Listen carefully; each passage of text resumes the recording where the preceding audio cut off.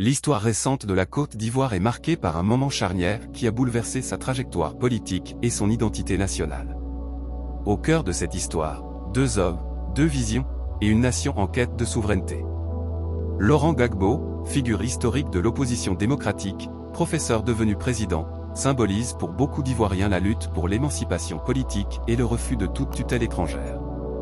Face à lui, Alassane Ouattara, économiste reconnu sur la scène internationale, ancien responsable du FMI, porté au pouvoir dans un contexte où tensions locales, décisions internationales et enjeux géostratégiques se sont entremêlés.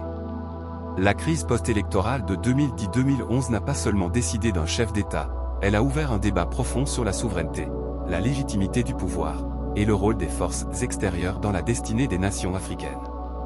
Aujourd'hui encore, ce chapitre continue de diviser, d'inspirer, et de questionner l'avenir politique non seulement de la Côte d'Ivoire, mais de l'Afrique tout entière.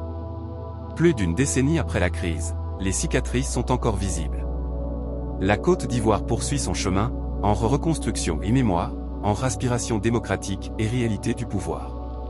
Laurent Gbagbo demeure pour beaucoup le symbole d'une résistance africaine face aux ingérences.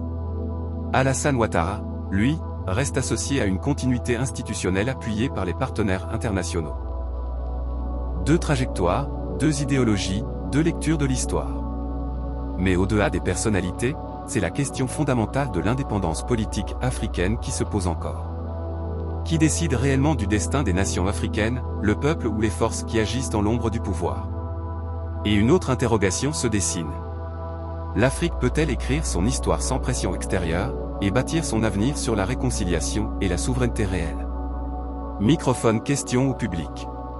Selon vous, quel héritage marquera le plus l'histoire ivoirienne et africaine, la lutte pour la souveraineté ou la stratégie du pouvoir soutenue par l'international?